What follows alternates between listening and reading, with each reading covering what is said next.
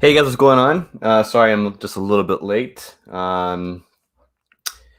We I was emailing people for I need to change the light bulb in my apartment so that when we do our streams at night, you guys can see me and I don't have to overexpose and change all the settings on my camera because it's a pain in the butt. And I kind of lost track of time.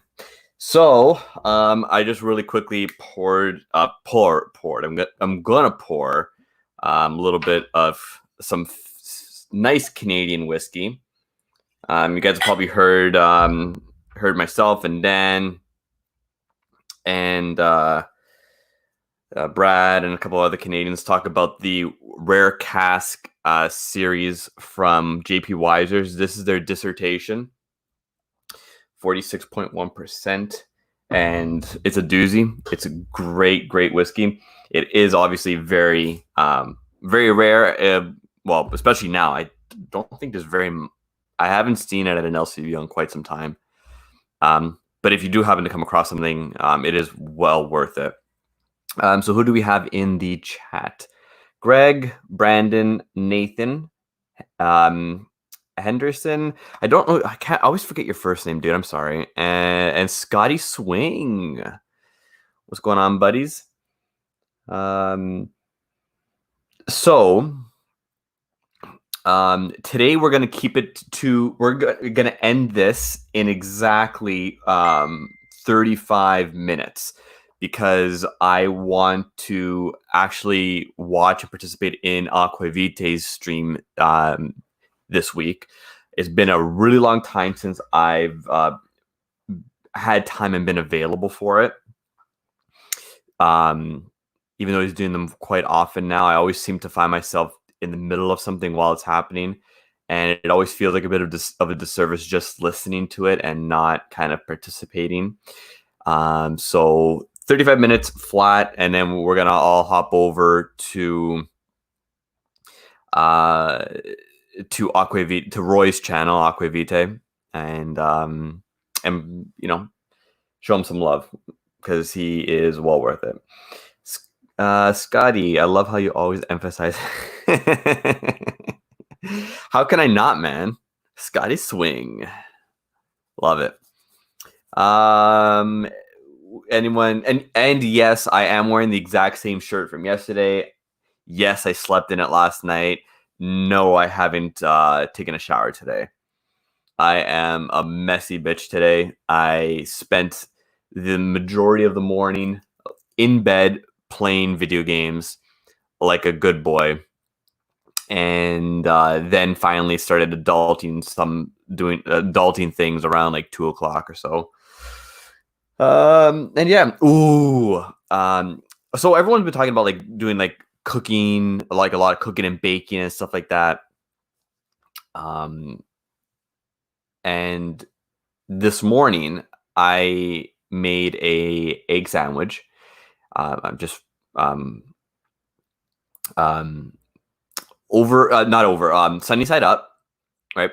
But the trick that I do with sunny side up eggs, I'll get it halfway there, and then I like Havarti cheese, so I'll put a slice of Havarti on top of the egg, and then I'll take a topper or a lid, put it over it so that it cooks the top of the egg as well, and it melts the cheese. So it's not technically a sunny side up, but it's not an over easy either. It's kind of a weird hybrid. It's just the same way that I don't like toasted bread. I like warm bread. I don't like when the bread's crunchy from being toasted. I don't mind a crunchy like baguette or like a ciabatta bread. But you toast my bread, I'm not going to enjoy it as much. So I like warm bread, kind of in between normal and toasted. I like my eggs somewhere between sunny side up and over easy. Hey, Carl, what's going on? Been a while since I've seen you. He's still working. Need a beverage for sure after today. Well, whenever you finish, Carl, we have Aquavita. Roy's going on at 3:35, I believe, your time, or 3:45 your time, I believe. 4:45 Eastern Standard Time. And then after he's done, most likely he's going to run until probably 6:37, and then probably later because he's been running really long streams now. And then we're going on at 8 o'clock. Me, Brad, Jeremy, and Dan, and we're doing Bruichladdich tonight. All Bruichladdich, just a bunch of laddies drinking Bruichladdich, and then Ed's on at 9, well, immediately after us, and then we're back on our channel for the After Dark. So if you want to drink, there's plenty of company tonight if you want it.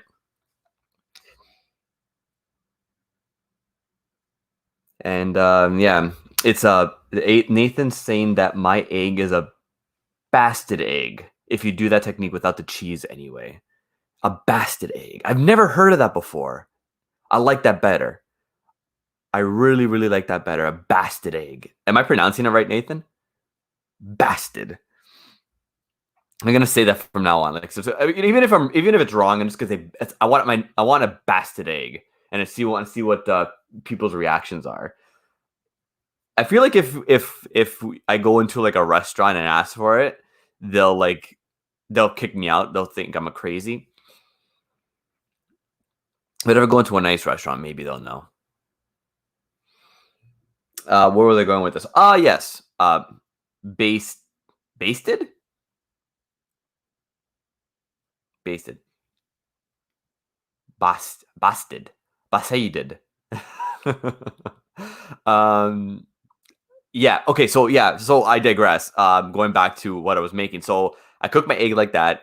I basked my egg with some cheese on it, and then I sliced some avocado, put it on a warm slice of bread, then put another piece of Havarti, and then when the egg's cooked, I put the egg on top of the other one, and essentially that's cooking and melting the cheese from underneath, and the cheese is getting all over the avocado as well. And then I cut up some soppressata with like Italian salami, and I put it over the egg and the cheese, so I get a little bit of meat and whatever. Then a little bit of butter, so a little bit, and then close it up, squish it down, break that yolk. Just the disaster of a sandwich, but delicious. Very, very easy. The hardest part, honestly, is making sure that those bastard avocados are ripe. Stupid freaking fruit. It shouldn't take that long to ripen. It took almost a week, probably a little bit. Yeah, about just over a week for the avocados that I bought to ripen up. I hate it. I just wanted avocados.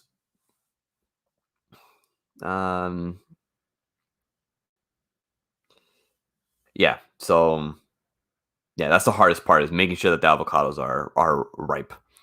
So apparently the basted egg is an archaic cooking technique. I'm all about the archaic techniques. That's what she said. What? Long a basted. Yeah, man, it was really good. It was I like flying by the seat of my pants. Is that the expression? When it comes to cooking, very few things I'll follow a recipe or even write down a recipe. Like the chili that I make every year for Super Bowl. The only reason why I even have a recipe for it, I made a recipe, was because the group of friends that I'm in, everyone's got very varying spice tolerances, and obviously the guys that like spice want the spice, but the people that don't want a lot of spice don't want any spice.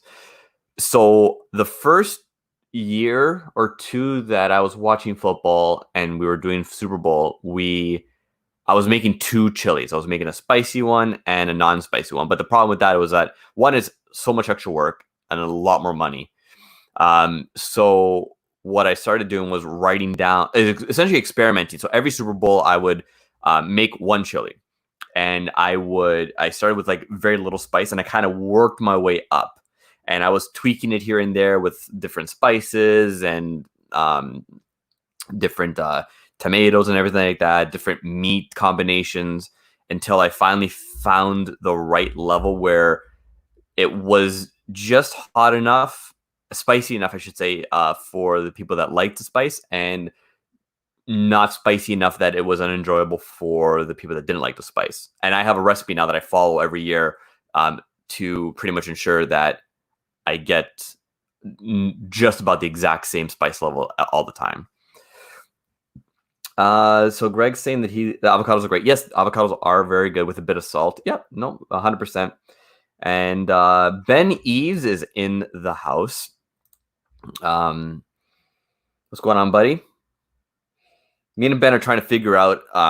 Well, I'm trying to figure out a time that works, and also trying to figure out how I'm gonna structure this new sort of video idea that I have that I spoke about in the video I released about 2 weeks ago now, where I was saying that I was going to be doing the happy hour streams and whiskey journey episodes. So like just like a discussion about how you got into whiskey. If I have something similar to what got you into whiskey, like in terms of a drink, we can share it over the discussion and whatnot, but something very, very kind of tight and concise. And I'm just trying to figure out how I want to structure it. So once I do that, then we're going to start doing stuff like that. So, and everybody is more than welcome to put their names in the hat for this. The more, the merrier. I would love to be able to talk one-on-one with everyone that is subscribed. And even if they're not subscribed, right? Although you should be subscribed to the most professional whiskey channel on YouTube. But yeah, I would love to just have a discussion with everybody about this. And it would be a good case study as well as to where the majority of people fall when it comes to the whiskey that drove them into the journey. And I'm going to take a sip of this whiskey, because it's been, how long has it been? How long have we been streaming for? About 13 minutes. And I still haven't had a sip. So this is for everyone that's didn't catch the beginning. I poured some JP Wiser's Rare Cask Dissertation. It's one of the better Canadian whiskeys out there. In my opinion, it's definitely the best one that I've had to date. Granted, I haven't had very much of the Lot 40 cask strength that everyone talks about. Brad, Dan, Scotty mentions it in the chat as well. And they go ballistic on it. I finally have a bottle of it this year's or last year's, the 2019 bottling of it. So I think it's the 3rd or 4th edition. Supposedly it's not as good as the previous iterations of it, but it's still very, very delicious. So I'm looking forward to opening that up one night. And yeah, so cheers everyone.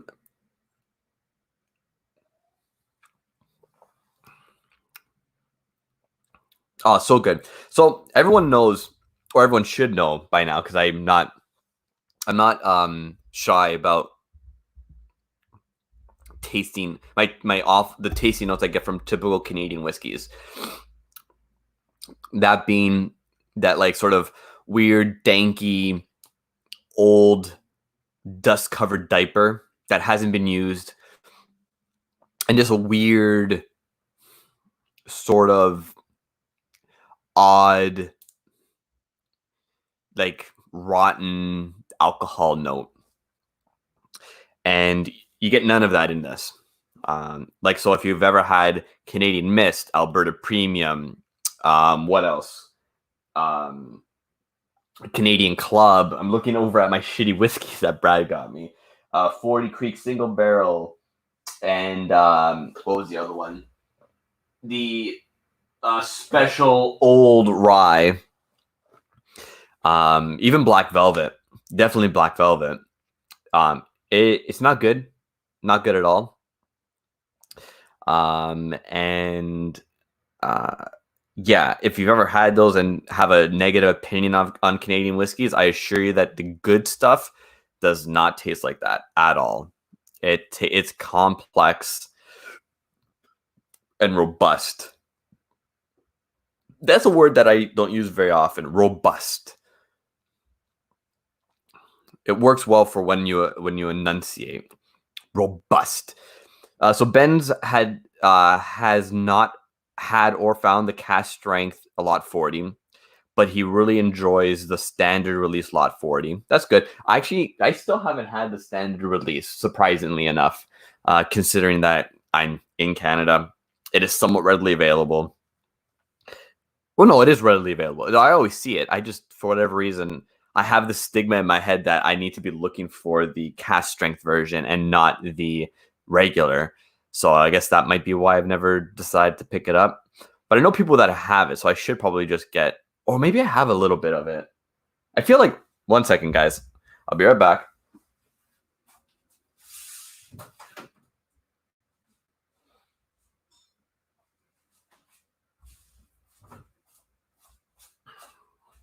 Okay, so I actually do have a small little thing of the lot 40.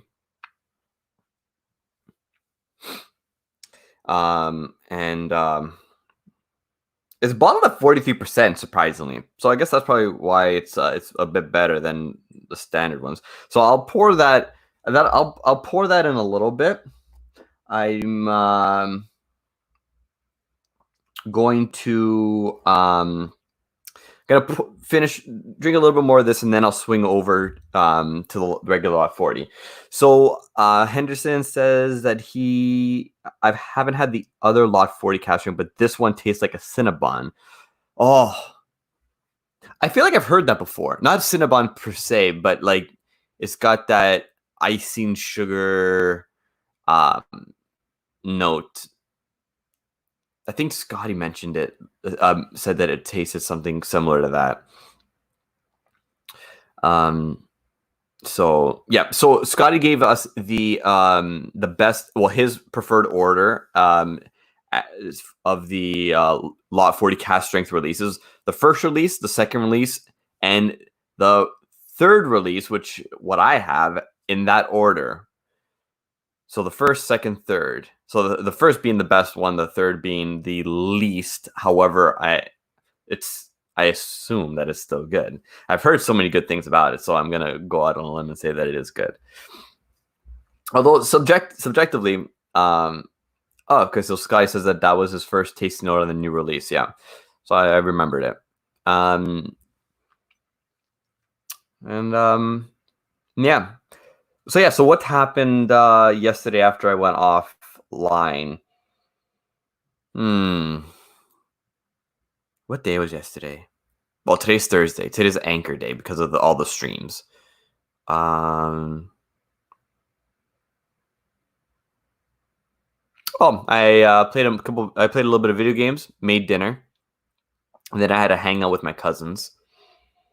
That live in Ottawa. That was fun.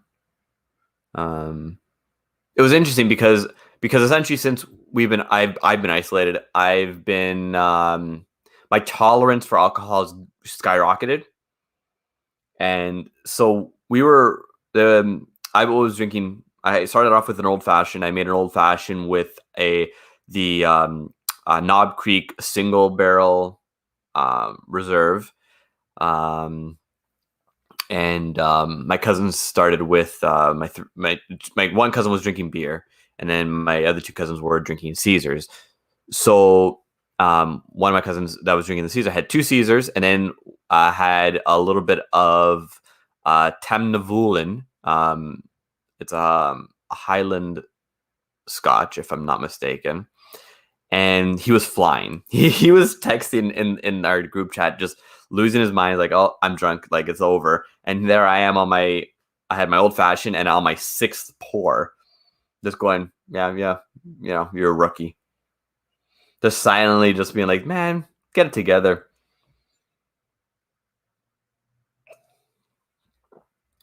Yeah, definitely the tolerance factor has gone way up. which doesn't say too much.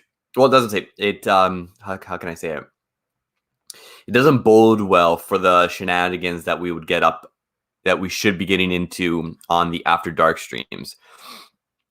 And for anyone watching, if you don't know what the After Dark streams are, Thursday nights we go live. Myself, Brad, Jeremy, and Dan at 8 o'clock Eastern. And then we hop off for an hour while Ed on the Rock Gut does his stream. And then we hop back on at 10 o'clock for an After Dark stream. So essentially the After Dark stream is the self-deleting text of the Whiskey Tube world, where we just go and whatever happens on it, and then we delete it. So whatever someone might say or do or whatnot, unless someone is, they shouldn't be recording, it's lost forever. There's no proof. So if that's kind of like more your deal and you want to kind of check it out, 10 o'clock Eastern Standard tonight.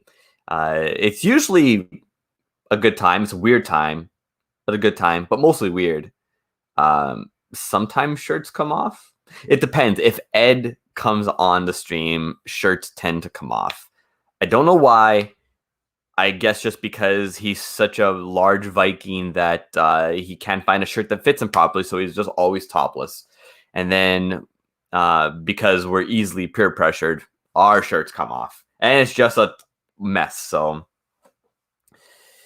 yeah. So I'm just keeping track that I don't run too late, because I do want, like I was mentioning, I want to make sure that I'm hopping over to Roy's channel, Aquavite.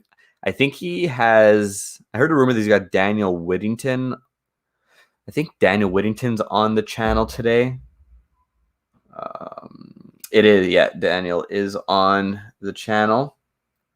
What are they talking about? What are they talking about? The digital whiskey explosion. Oh, yes, they're talking about Roy is essentially asking whether or not all this influx of content from not only like other sectors of YouTube, but very specifically the YouTube, the Whiskey Tube area of YouTube, are we overloading everybody with content? So it's actually kind of a interesting thought to have, and I kind of was floating around that idea myself when every time I finish one of these, I get off and I'm thinking, man, like I'm doing this 5 times a week, plus our 2 other streams that we do. Plus, I want to start doing the Whiskey Journey videos. Like, is that too much content? Are people gonna get tired of seeing my face and of other people's faces? I'd get tired of seeing my face. That's why I don't do. I've decided I'm not going to be doing very many, if at all, whiskey reviews, unless people specifically request it. If you request it, I will 100% do a quick review and give my opinions on a whiskey if I have it, or if I can get my hands on it very cheaply, especially given the financial times that we're living in. But otherwise, like I got tired of seeing my face and hearing my voice over and over and over again as I was editing the videos. It got easier. It was definitely really hard at the beginning, but as I was kept on doing it, it just got tiring. It was like I got tired of seeing me. So is all the content too much? And I guess they're going to discuss that amongst other things, obviously, on the channel. But I'm curious to see if anyone else shares my sentiment. Like, is it too much content? And Zach, good afternoon. Nice to have you in. Greg saying they don't have to watch all the thing that you do are different. So for me, I don't get that. Yeah, that's fair. Yeah, no, and that's the good thing is like most of the whiskey tube channels, they do very specific things and hit a little bit of different niches, which is great. And a lot of the times, like, I'm not even a lot of times, like, I have those thoughts that maybe I'm putting out too much content, especially like the live streams. But then at the end of the day, it's like we made the channel originally just as a way to express ourselves, and whatever happened. So really, like, I'm doing this because I have the time of the day to do it. It keeps me somewhat sane. It anchors my days. At 4 o'clock, I'm here. A little bit, it's like 60-40, 60 me, 40 you guys. Selfishly, I'll be honest about that. And it's something that I'm starting to get more comfortable with. Half hour, nearing half hour, I'm still talking and making somewhat sense, and 7 people are still kind of hanging around with me. So I feel like I'm getting a little bit better at discussing things without having someone one-on-one to speak to. And I'm gonna keep it like this today. I'm gonna just kind of keep on talking and seeing how far I can get this. Just because if I bring someone else in, I always feel I feel guilty cutting off the stream when there's a bunch of people in it. So I'm just gonna keep it me today, and then we'll go back to our regularly scheduled programming tomorrow. Where if you're around, come on in. I'll be dropping the link in the chat. Yeah. So that little bit of a ramble rant said and done is that's said and done. I picked up my basses today for the first time in quite a while. I tuned up my 4-string. That was hard. I have to buy new strings. I have to restring it because they're awful. I have to do a real good cleaning on the fretboard. It does not sound good at all. But just tangibly, playing it, my hands hurt so much. I used to be able to play for a good hour and a half, 2 hours without my hands getting tired. I was playing for maybe about like 5-6 minutes, and my left hand was just like, my fingers specifically were so tired and hurting. It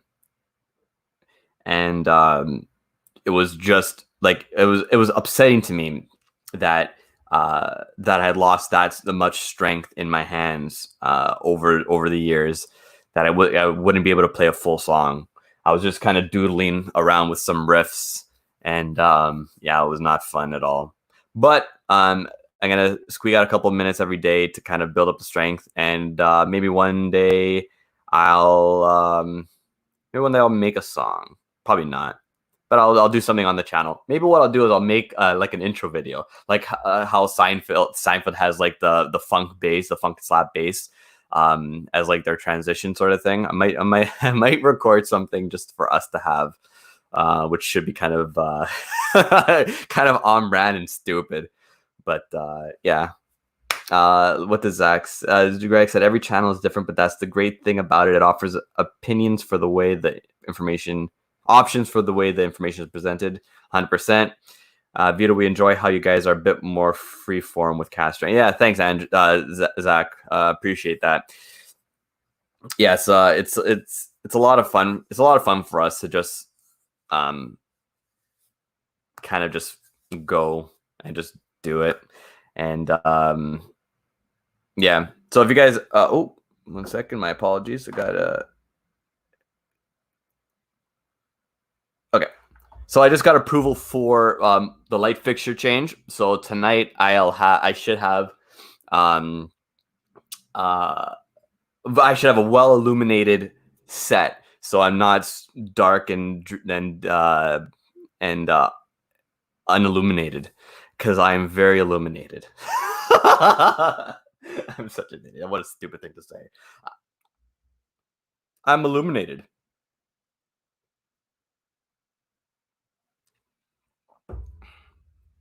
Yeah, so I'll do that after Roy's stream, and get that taken care of. Yeah, so I think what I'm going to do, I'm going to pour that standard lot 40 that I have. Is this a clean glass? Nope, that's from last night. I'll do the little Iron Root one. Oh, speaking of Iron Root, so I don't know if anyone, I hope everybody follows them on Facebook. If you don't, definitely go follow them. But what Brad and what Josh and Gretchen Galladay, Brad, myself, and Patrick Cohn did last time we were in Texas in October, we went up to Denison to fool around with some finishing options for some Iron Root Spirit. And what we sort of decided was Robert and Jonathan had this idea for a Revolution barrel, different from the Evolution barrel that they do, which is what we're doing currently with their single cask releases of their Harbinger, the Bloody Butchercorn Harbinger, where it's one cask, right? So one cask, and then they empty it in thirds periodically. So the first release is, I believe it was 22 or 20. Oh no, I think it was 26 months. The second release, I believe, was 34 months, and now we're waiting for the third release to come to be drained out of that single barrel. So essentially, you see the effects of a longer maturation, the effects of more air in the barrel interacting with the spirit, and I believe they're adding, I think they're using that élevage technique where they're adding a little bit of water to it occasionally. But you're going to see the evolution of that one cask over multiple releases. So what the Revolution idea is one spirit broken up and aged in different ways. So out of the options that we had, we chose to have Madeira finished Iron Root, a Armagnac finished Iron Root, and a Pinot de Charence finished Iron Root. And they released a photo today of what they have so far in terms of what's in the glass and the coloring, and they're gorgeous, absolutely gorgeous whiskeys. So that's something to definitely be excited about. I'm looking forward to hopefully getting my crack at all three, and it taking 5 years to bring them back over the border. But yeah, it goes without saying that I'm very excited about that. So let me open up this lot 40 standard release, 43%. I've never had it before, so we'll see just how good it is. Hey, Patrick, what's going on? Patrick from My Whiskey Den. I'm going to let this breathe just a little bit because it's there, but it definitely needs to open up a little bit. So I'm not too sure when they plan on taking them out of the cask. We've left it up to the experts and the real professionals to decide when is right for those barrels to be bottled. So we'll see, but definitely keep a lookout on their page for that. Yeah. So Patrick, hey buddy, hey, you're not my buddy, pal. You're not my pal, friend. You're not my friend, guy. Any South Park fans in the chat? Hey AJ, what's going on, buddy? So everyone, a couple of people popped on. So we're actually going to be cutting this short today, just so that we're all going over to Roy's channel. watch what he's talking about today. And yeah, so we got a couple more minutes on here. It's actually, so everyone talks about pickle and spice when they're discussing ryes, and I don't believe I've ever smelled pickle or pickle brine from a whiskey before, to the best of my recollection.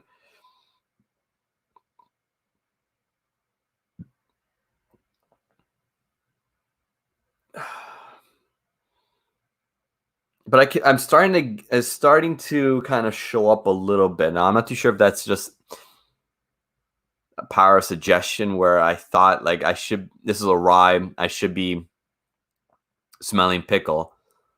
But another ryes that I've had, and I've said I should be finding pickle, I haven't found it. So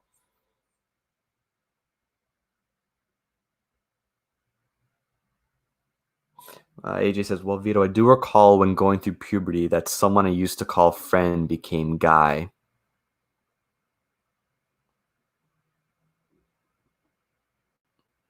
I'm missing something there.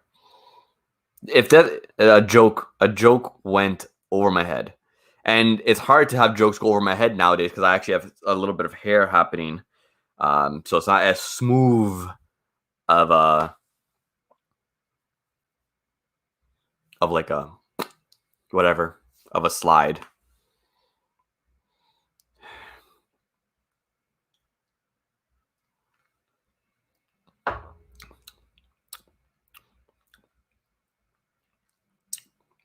Oh, that's nice.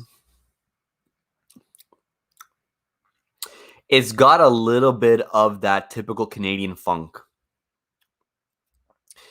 It is so slight, though. I can overlook it. I can totally overlook that.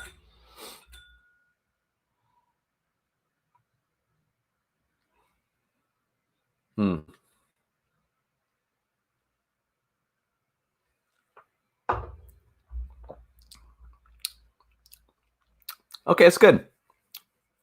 I'm going to keep the rest of this to compare to the Lot 40 cask strength that I have.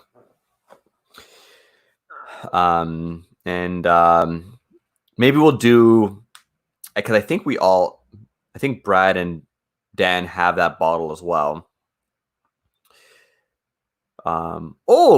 Maybe I'll reach out to our other Canadian friends and see if they'd like to come on the channel with us. Maybe get Scotty. Hold on, we have 3. Scotty, David,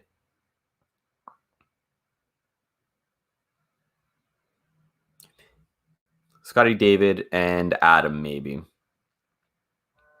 if they're available. And we'll Zach, yes, the age statement, it's the 12-year. Let me get the bottle real quick.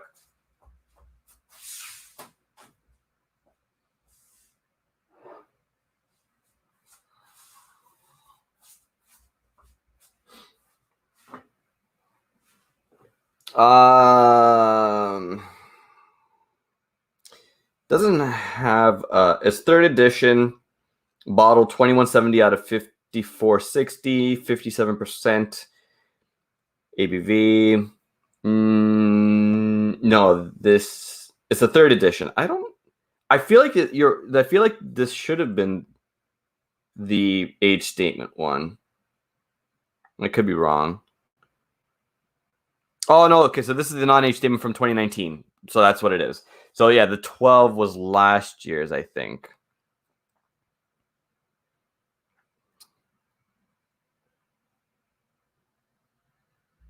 Oh, age. Oh, god damn it. It went right over my head, man. My bad.